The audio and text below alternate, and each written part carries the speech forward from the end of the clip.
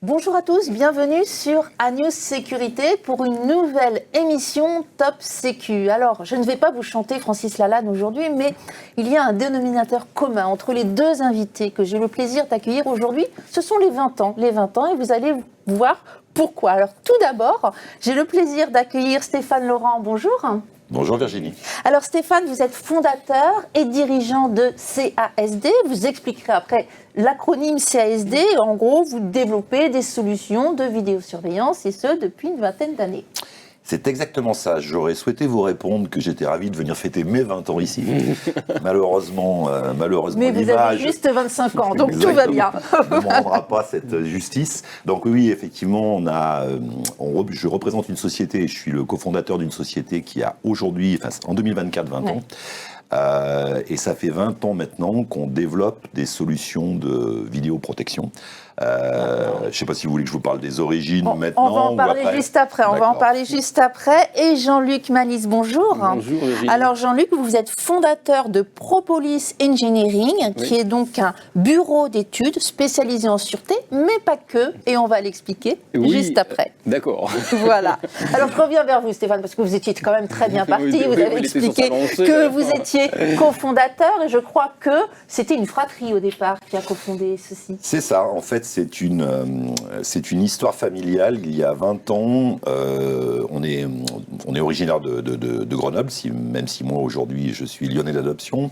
On a créé avec mon frère, alors qu'on n'était pas du tout dans les mêmes univers. Lui, c'est un pur produit de l'informatique et moi, je suis un pur produit du commerce et du management. Et on s'est retrouvés effectivement sur un projet from scratch, devant une solution plus orientée traitement d'image en industriel. Et qui pouvait avoir des applications sur de la vidéoprotection. Donc on a décidé de créer cette entreprise. On était à l'origine donc 3 associés, les deux frères Laurent et un troisième associé, et on a lancé cette activité. Et on a démarré dans ce métier il y a 20 ans sans en connaître les rouages. On a eu la chance effectivement de toucher les cibles qui nous ont permis de démarrer et dans le bancaire et dans les collectivités. C'est pour ça que vous parliez de vidéoprotection, exactement. Notamment. Alors à l'époque, on disait vidéosurveillance, c'est ce que j'allais dire, puisque la vidéoprotection est arrivée en 2011, si je ne m'abuse. Voilà. Donc effectivement, c'était un peu le début de ce développement. Vous êtes arrivé, vous avez créé cette société au bon moment, j'ai envie de dire. Alors je pense qu'il faut reconnaître que derrière toute réussite, il faut beaucoup de chance. Et je dirais même que je pense qu'on est arrivé en avance de phase. Ouais. C'est-à-dire que quand on est arrivé, nous, purement du domaine de l'informatique et qu'on a fait nos premiers projets, on a été obligé, alors sans être trop technique, les caméras numériques n'étaient pas encore là. C'était de l'analogique. Exactement. Et on a été obligé de sourcer des cartes d'encodage pour les mettre dans nos serveurs informatiques pour pouvoir reprendre des caméras analogiques. Ça a duré 3-4 ans et après on a glissé en full IP. Mais c'est vrai qu'à l'époque, on était en avance de phase et si on n'avait pas fait ça, je pense qu'on n'aurait pas pu lancer l'entreprise. D'accord. Alors comme vous le disiez, hein, vous êtes orienté pour des raisons d'opportunité, davantage vers les collectivités, un petit peu le bancaire. Voilà. Et cette aventure, j'aimerais quand même que vous nous expliquiez, alors quand c'est une fratrie, c'est peut-être un peu plus facile, mais pas forcément, j'ai envie de dire. Et quelles ont été les difficultés, les enjeux que vous avez pu rencontrer au tout début ? Si j'essaye de reprendre un peu de recul là-dessus, effectivement, alors au-delà du fait qu'avoir l'opportunité de bosser avec son frère, alors qu'on était assez différents fondamentalement, puisque plus quelqu'un vraiment très technique, très geek, et puis moi effectivement dans un autre domaine, on va dire. C'est une sacrée opportunité parce que ça rapproche. C'est pas pour autant plus facile, hein, donc ça crée des difficultés. Et surtout, je dirais que si je reprends le recul de l'époque, si on avait fait les choses sérieusement, je ne pense pas qu'on aurait lancé la boîte à ce moment-là, puisqu'on est parti sans étude de marché, on est parti sans réflexion sur le marché, et en fait, on a fait l'étude de marché. C'est comme ça qu'on apprend. Voilà, j'ai lancé l'étude de marché quand on a commencé l'activité. Au fur et à mesure. Donc oui, c'était pas évident, et à l'époque, on avait en face de nous, d'ailleurs, les solutions qui existaient à l'époque majoritairement en France ne sont pas les solutions qui sont là aujourd'hui, c'était plutôt des solutions effectivement analogiques étrangères. Qui ont disparu qui ont disparu ou qui sont recentrées effectivement sur leur secteur, quoi. Alors Jean-Luc, pareil, hein, ça fait à peu près 20 ans. Exact. Mais vous aviez 20 ans d'expérience Oui, c'est la auparavant. grande Donc, comme quoi, différence. c'est pour ça que je disais, le dénominateur commun est vraiment les 20 ans. Aujourd'hui, Deux fois 20 ans. Ouais. 2 fois 20 ans, puisque vous aviez 20 ans d'expérience en sûreté. Oui, exactement. Et je pense que pour monter un bureau d'études, on ne peut pas le faire comme ça, From scratch, d'une façon sans avoir évanescente. Il faut avoir Ouais. une forme d'expérience et de recul par rapport à l'activité dans laquelle on intervient pour pouvoir être pertinent. Voilà, donc c'est pour ça qu'il y a eu une espèce de maturation un peu longue qui me semble complètement nécessaire. Et alors, qu'est-ce qui vous a décidé? Mais c'est pas que ça m'a décidé, c'est que j'avais ça dans la tête depuis toujours. C'est-à-dire que Ah oui, il a fallu attendre 20 ans quand même. il a fallu attendre 20 ans, quasi depuis toujours, et ça m'est été révélé en voyant, c'est pas très politiquement correct ce que je veux dire, la façon dont étaient maltraités les maîtres d'ouvrage par les entreprises. Et je me suis dit, c'est pas possible que ça puisse continuer comme ça, et il y a vraiment besoin qu'il y ait des gens qui soient impartiaux, qui soient objectifs, qui soient... Défendre les intérêts du maître d'ouvrage. Et ça m'a semblé être une évidence que de le faire. Très bien. Alors, vous créez ce bureau d'études en 2005, c'est bien ça? Exactement. Voilà. Et vous vous spécialisez tout naturellement au départ dans la sûreté, puisque vous venez de ce domaine. C'est le domaine de prédilection que je connaissais, donc voilà, donc c'était assez logique. Et puis, on s'est associé avec un cabinet de maîtrise d'œuvre en bâtiment à l'époque. Marc Évrard. Avec Marc Évrard, qui est un de mes associés. Oui. Et on a travaillé ensemble comme ça, et finalement, on est passé de la sûreté pure à une vision plus large des choses, à concevoir des bâtiments dans lesquels la sûreté est prégnante. C'est-à-dire, alors on en parlait tout à l'heure entre nous, c'est des PC sécurité, des postes de garde avancés, des centres forts pour les transporteurs de fonds, des stands de tir, des choses dans lesquelles la connotation sécuritaire est importante.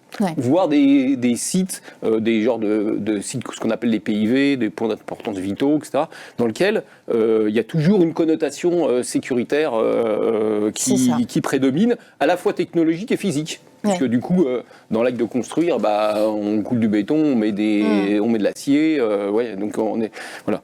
Donc, et cela vous apparaissait essentiel lorsque vous vous êtes associé justement à Marc Évrard, qui avait donc une expertise autre, mais très complémentaire. Oui. Pour vous, c'était essentiel justement d'avoir tout ce spectre dans votre bureau Non, parce qu'au départ, on était chacun sur notre domaine. Oui. Et puis finalement, on s'est aperçu qu'il y avait un intérêt. Il y avait un intérêt à le penser d'une façon, la sûreté d'une façon intrinsèque. C'est-à-dire le penser d'une façon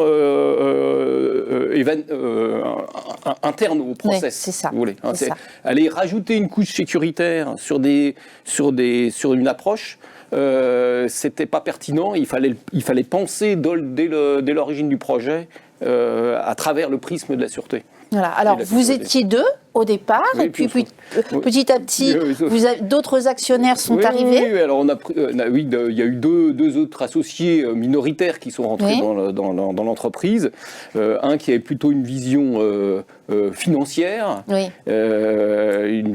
plutôt financière, et puis un autre qui est plutôt une vision technique. Voilà. Donc du coup, donc chacun a ses spécialités. Chacun a ses spécialités. On essaye d'être très complémentaires. C'est ce qui nous intéresse, c'est la complémentarité, mais aussi avec les gens avec lesquels nous travaillons. C'est-à-dire qu'on monte des projets, on ne monte pas des projets seuls, on monte des projets avec des équipes, des gens qui font du design, des gens qui font de l'architecture, et on essaye de faire que chacun d'entre nous apporte quelque chose au projet.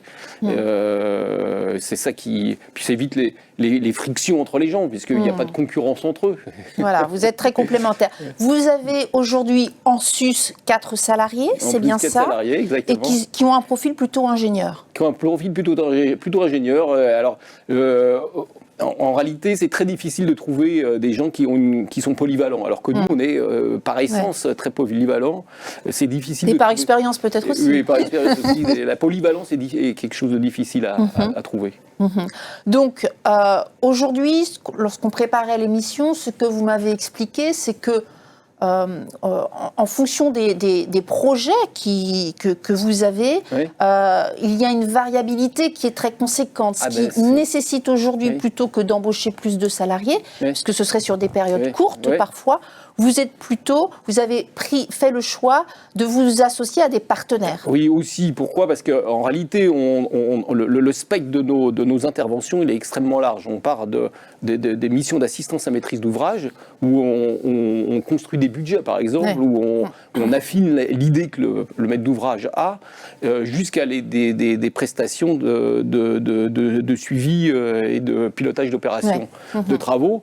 Et donc le spectre, il est énorme et on a besoin, dans certains cas, d'avoir des spécialistes très pointus en cybersécurité et dans d'autres cas, des gens qui sont capables de faire de couler du béton. Donc, vous voyez, c'est un grand écart qui est terrible. Ouais. Donc aujourd'hui, vous avez un vivier de partenaires. De partenaires avec lesquels on travaille d'une façon très régulière. Et on va chercher. Des fois, on a besoin de spécialistes acoustiques. Là, par exemple, on joue dans une salle comme la vôtre. Et on ne peut pas avoir en interne un acousticien. C'est complètement aberrant parce qu'il travaillerait une fois par an. Quoi. Donc avec des spécialités très... C'est facile de trouver ce genre de partenaire aujourd'hui. En qui on a totalement confiance finalement, parce que peut-être que certains auraient tendance à vouloir piquer le client quelque part, non ? Non, parce que chacun est un spécialiste. Donc un acousticien ne va pas vous piquer un client parce que lui, ce qui l'intéresse, c'est de faire de l'acoustique. Donc c'est une agglomération de compétences qui fait notre intérêt. Bon, alors aujourd'hui, Jean-Luc, il y a une belle progression, puisque depuis 3-4 ans, il y a une réelle progression, et vous avez progressivement doublé le chiffre d'affaires. Oui, c'est ça. Alors, ce qui se passe, c'est que on est... Alors, d'abord, nos métiers correspondent à une demande. Ça, c'est clair. Et une demande qui, à notre sens, croît, parce qu'on a des maîtres d'ouvrage qui sont de plus en plus des directeurs de projet et moins des spécialistes techniques. Alors que dans des vies antérieures, on avait affaire à des gens qui étaient très techniciens. Aujourd'hui, on a plutôt des gens qui coordonnent, qui managent.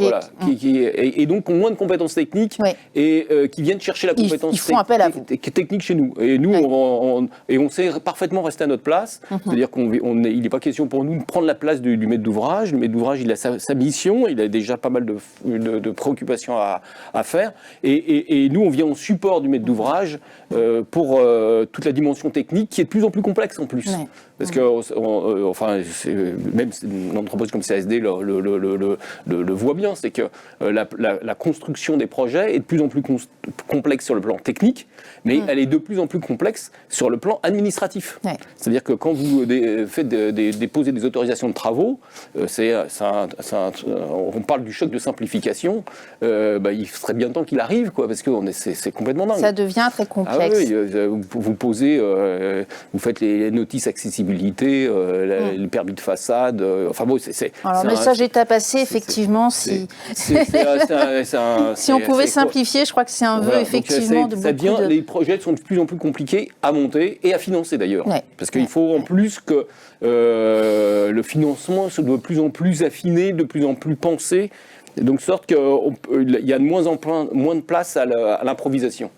Alors, Stéphane, on parlait de cette belle progression de chiffre d'affaires. Je crois que CSD, c'est pareil, parce que c'est 6 millions aujourd'hui de chiffre d'affaires pour 15 personnes. C'est ça. C'est pas mal, j'ai envie de dire. Voilà, c'est confortable. Super, c'est confortable. Une équipe technique qui est répartie sur le plan national. Parce que si vous êtes situé, si la société est à Grenoble, vous êtes partout présent sur le territoire. C'est l'objectif. C'est une équipe de combien aujourd'hui à peu près ? Alors donc c'est 15 salariés, c'est la partie technique que vous voulez. Oui. La partie technique chez nous c'est la grosse partie parce qu'effectivement on va regrouper, si on met les gens qui sont sur le terrain et les gens qui sont au dev, une dizaine de personnes. En sachant que notre parti pris a toujours été d'externaliser ce qui n'est pas le core business. C'est-à-dire qu'effectivement, si on parlait de difficultés administratives, tout ce qui est par exemple comptabilité, etc., ce sont des choses dont on estime que c'est pas notre métier, on externalise et on se concentre sur ce qu'on essaye de faire. Et je rebondis et je souscris pleinement aux propos. Je pense qu'on vit exactement la même chose et je pense que c'est l'opportunité pour des sociétés comme les nôtres, c'est qu'en fait, les compétences techniques, on a en face de nous des gens qui gèrent des projets chez les installateurs, intégrateurs, qui sont nos clients, ou chez les clients finaux. Et donc aujourd'hui, effectivement, la difficulté, c'est de trouver de la compétence technique, et la difficulté, c'est de recruter de la compétence technique et de la fidéliser. Parce que ça, c'est quand on a des bons et qu'on veut bosser avec eux, c'est effectivement assez complexe. Donc nous, c'est vrai qu'on a toujours essayé de gérer quelque chose en bon père de famille, en disant on évolue et on capitalise effectivement sur les gens qui sont sur nous et qui sont, je vous croisiez hier, je crois que vous me disiez quelqu'un de chez nous, effectivement, qui est réparti parce qu'on veut être au plus près de nos clients pour suivre les choses. Et on a vraiment des gens qui sont techniquement compétents. C'est ça la force de CSD, c'est des gars qui connaissent leur boulot. Bien sûr. Donc, on l'a dit, présent sur tout le territoire. Et alors, on va en venir à la solution en tant que telle. C'est une solution VMS, 100% française. C'est important de le rappeler. Eh bien, c'est de plus en plus important et j'en suis ravi. C'est-à-dire que quand on a démarré, on revenait un peu sur l'historique, etc. C'est vrai que des fois, quand on parlait de solutions françaises, on avait l'impression un peu de prêcher dans le désert. C'est-à-dire qu'on nous écoutait avec une oreille attentive, en disant « ouais, effectivement ». Là, pour le coup, ça devient objectivement une réalité et nous, globalement, on a aujourd'hui, et particulièrement sur le marché parisien et sur les marchés nationaux, une demande effectivement de donneurs d'ordre qui souhaitent pouvoir travailler, si c'est possible, avec une entreprise souveraine, dont on maîtrise effectivement... Il y a sûrement la cyber, peut-être aussi. Bien sûr, cyber, société souveraine, parce qu'on veut pouvoir s'inscrire dans la durée, avoir des interlocuteurs effectivement qui sont sur ce marché-là, qui sont réactifs. Et aujourd'hui, on a des messages qui passent dans le public et qui redescendent, ce qui n'était pas le cas avant, et dans le privé aussi. Nous, par exemple, aujourd'hui, on a pu remporter des marchés LVMH sur la région parisienne. C'est descendu du plus haut niveau en disant on veut une solution. Si on a l'opportunité d'avoir une solution française, bien entendu, qui est pignon sur rue, qui soit connu, avec un chiffre d'affaires suffisant, des références suffisantes, on optera pour une solution française. Donc oui, nous on sort sur cette vague-là aujourd'hui. Bien sûr. Solution ouverte, c'est important aujourd'hui. Solution ouverte également. Alors ça, là aussi, ça ne nous rajeunit pas, ça nous ramène vers un historique. En fait, ça a toujours été le parti pris, c'est-à-dire vu que nous, on vient de l'IT au départ et pas de la sûreté-sécurité, le principe pour nous, effectivement, c'est depuis toujours de travailler sur une solution ouverte. On a toujours travaillé en face de nous sur des verticaux fabricants qui fournissent les enregistreurs, les caméras, la solution de traitement d'image, etc. Et on a toujours essayé de se définir en parallèle de ça en disant on veut être agnostique, amener une brique à nos clients qui soit pérenne et sur lequel le client puisse venir greffer des choses. Ça fait 20 ans que vous vous battez sur l'interopérabilité des systèmes. Exactement. Ça nous rappelle là aussi des souvenirs. Mais oui, c'est réel parce que nous, on est convaincus qu'en tous les cas, pour des PME de notre taille, on ne peut pas être compétent dans tous les domaines. Donc on travaille sur ce qu'on sait faire, c'est la vidéo, et ensuite de quoi on s'ouvre sur les solutions tierces. Alors vous avez de très solides références aujourd'hui ? Je vous remercie de le dire. Oui, on est toujours très flattés quand on voit la confiance qui nous a été portée par des clients et surtout la confiance dans la durée. Parce qu'on a d'énormes clients qui travaillent avec nous depuis des quinzaines d'années et qui continuent à nous suivre. Alors vous avez fait un choix, Stéphane, en 2024, c'est que certains de vos collaborateurs deviennent des associés. Pourquoi ce choix ? Ben là, c'est la même logique que de la création de la société. On va être clair et franc. On a plus 20 ans. On s'appuie donc sur des ressources opérationnelles, effectivement, qui veulent avancer. Et on a besoin de les fidéliser. Et on a besoin aussi d'amener du souffle. Donc, effectivement, 2024, c'est une année de transition pour CASD. Alors qu'on détenait la société 100% familialement, on a décidé effectivement de faire rentrer l'encadrement et les hommes clés au capital. Et donc aujourd'hui, on a 5 associés dans une structure de 15 personnes. Et c'est clairement un début et une volonté, c'est beaucoup.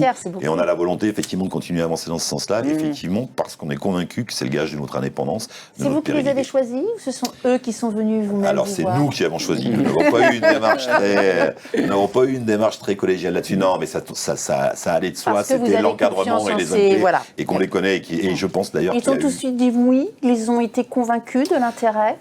Alors oui, effectivement, ils ont tous répondu favorablement, en tous les cas, parce que je pense que de toute façon, ils étaient déjà impliqués dans ce projet depuis longtemps et qu'ils y voyaient une opportunité.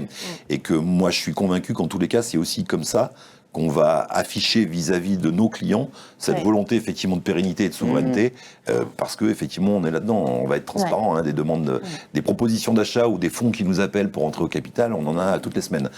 Donc l'objectif il est pas là. Notre objectif c'est de bien durer et de durer avec les gens qui sont avec nous. Alors avec ces nouveaux associés, vous allez continuer à vous développer, vous continuez à innover d'ailleurs aussi. Alors on parle de vidéo-verbalisation de plus en plus, vous êtes allé vers ce créneau. Et puis on parlait de cybersécurité, c'est aussi un de vos chevaux de bataille. Tout à fait, c'est-à-dire qu'en fait, nos enjeux, on va être clair, hein, c'est de continuer à rentrer des ressources dans l'aventure pour continuer effectivement à avancer. Mais par contre, on a, je dirais, deux directions. On a aujourd'hui une très grosse base installée, vous le disiez tout à l'heure, dans les collectivités, puisque aujourd'hui, on a dû déployer 700 villes en France, et sur les 20 premières françaises, on en a la moitié. Hein. Donc on est plutôt sur des grosses références. Donc ça, on veut maintenir cette base et leur amener de l'innovation. Donc vous parlez de vidéo-verbalisation, on est la seule boîte aujourd'hui qui fait du VMS, qui fait de la vidéo-verbalisation, mais on a poussé un cran plus loin avec du PV administratif pour tout ce qui est la gestion, on en parle beaucoup en ce moment, des dépôts d'ordures sauvages. Donc ça, ce sont des modules optionnels de notre suite logicielle. Et puis en même temps, on veut aussi, et on a une demande là-dessus de plus en plus de privés, d'industries tertiaires et puis d'étatiques, militaires, etc., qui viennent vers nous. Et donc, on a beaucoup bossé effectivement sur la robustesse de la solution et sur la partie cyber qui est complètement incontournable. Et par contre, on amène aussi des innovations là-dedans sur tout ce qui est interface, gestion des métadonnées. De plus en plus, on a des demandes effectivement qui vont dans ce sens-là. On va intégrer de la cartographie BIM pour gérer effectivement le bâtimentaire. Donc, on essaye de répondre là-dessus parce que notre souhait, clairement, c'est on veut rester sur notre patte des collectivités qui sont pour nous un point fort. Mais aujourd'hui, on a déjà commencé à développer beaucoup l'industriel et le tertiaire et on veut continuer là-dessus au niveau national. Voilà, alors vous venez de le dire, hein, développement dans l'industrie tertiaire, développement en région parisienne, vous étiez peu présent, vous allez être de plus en plus présent. Et puis, votre souhait également, c'est d'aller vers quelques pays étrangers. Alors ça, je dirais, c'est la prolongation assez logique. On travaille déjà à l'international, mais par opportunité. C'est-à-dire qu'on a des clients qui nous sollicitent, on les suit, comme le font beaucoup de PME. Pour le moment, on a déjà essayé de gérer notre croissance, comme je le disais, en bon père de famille et correctement. Donc, notre objectif prioritaire des dernières années, c'était rentrer sur la région parisienne, parce que comme vous le disiez très justement, on était très provinciaux et l'accès à la région, enfin notre part de marché n'était pas effectivement celle qu'elle devait être en région parisienne. C'est en train de se combler avec des gros comptes, on parlait de LVMH, mais on bosse avec Orano, mais on bosse aussi avec Saint-Yvelines Numérique, qui est une grosse référence effectivement départementale. Et donc notre volonté aujourd'hui, c'est d'équilibrer ça, donc ça c'est le premier step. Le deuxième step, c'est effectivement d'avancer sur l'industrie tertiaire. Et le troisième step, c'est de dupliquer le modèle à l'international. Et là, on commencera, ou en tous les cas, on est dans cette réflexion en disant on va faire déjà les pays limitrophes en Europe, et puis on a déjà des entrées au Maghreb, donc on va essayer effectivement d'aller un peu dans ces directions-là pour aller pousser la solution. Alors avec tous ces projets à venir de développement, hein, dans cette continuité, vous allez devoir recruter.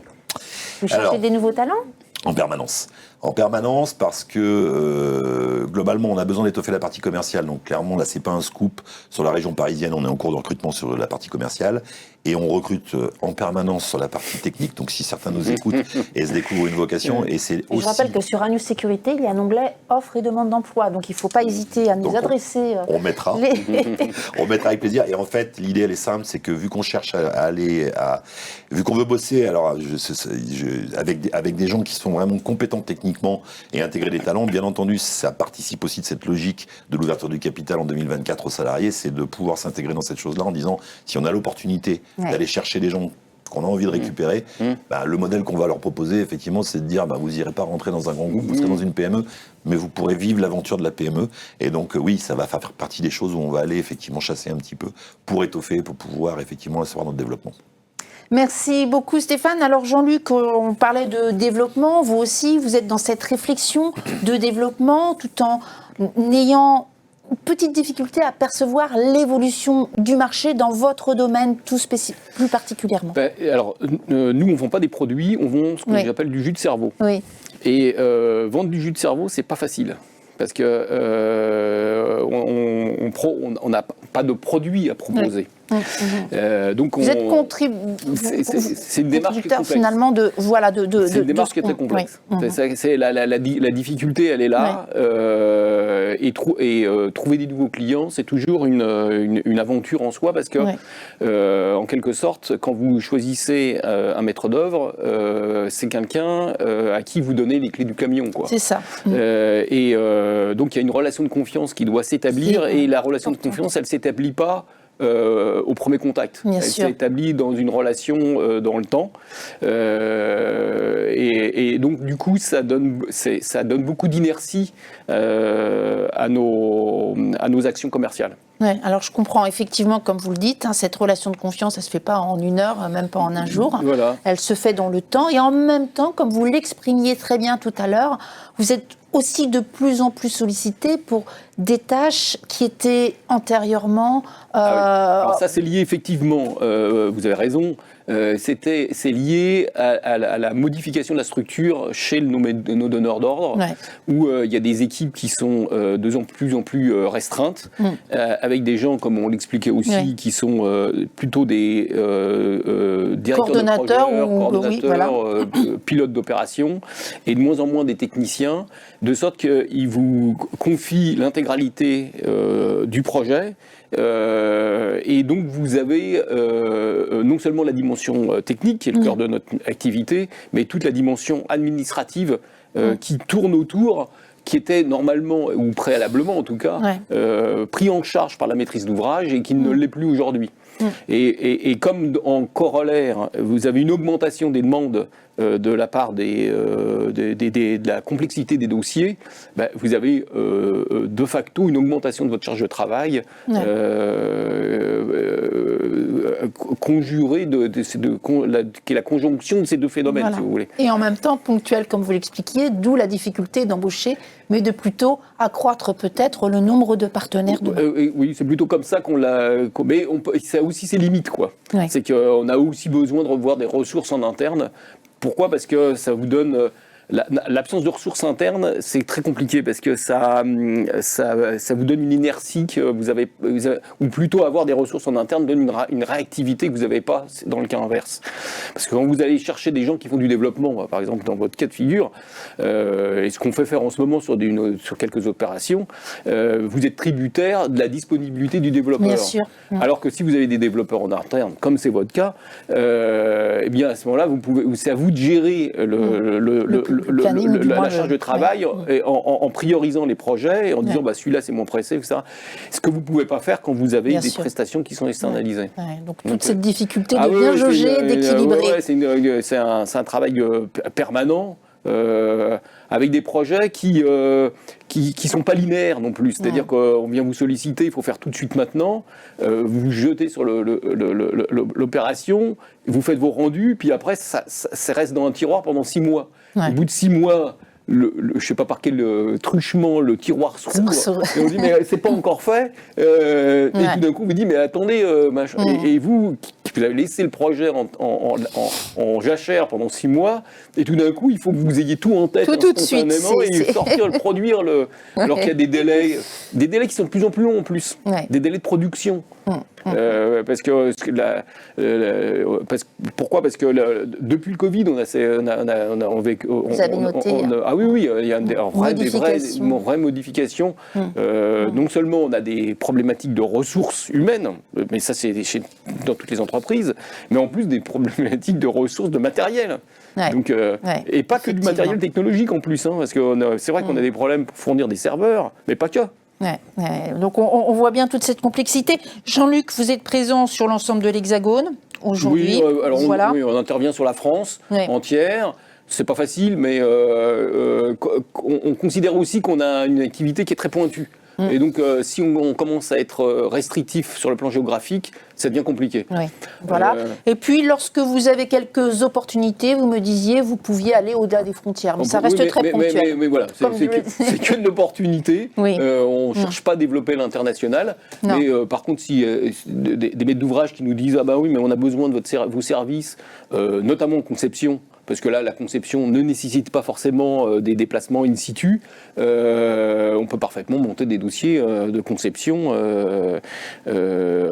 ici en France, et puis à ce moment-là, remettre les dossiers de conception à la maîtrise d'œuvre locale, et c'est la maîtrise d'œuvre locale qui fait. Et à ce moment-là, on fait une mission d'assistance à maîtrise d'ouvrage qui consiste à s'assurer que le maître d'œuvre local mène les opérations convenablement. Et en plus, c'est bien dans notre état d'esprit parce qu'on essaye de travailler avec les équipes de la maîtrise d'œuvre. On essaye plutôt de fédérer les gens qui travaillaient déjà antérieurement avec nos donneurs d'ordre. Avec les donneurs d'ordre. Et les orienter, quoi. On est plutôt dans cette tournure d'esprit-là. Merci beaucoup Jean-Luc, merci Stéphane d'avoir participé à l'émission Top Sécu de ce matin. Merci à vous tous de nous avoir suivis et à très bientôt pour une nouvelle émission. Merci.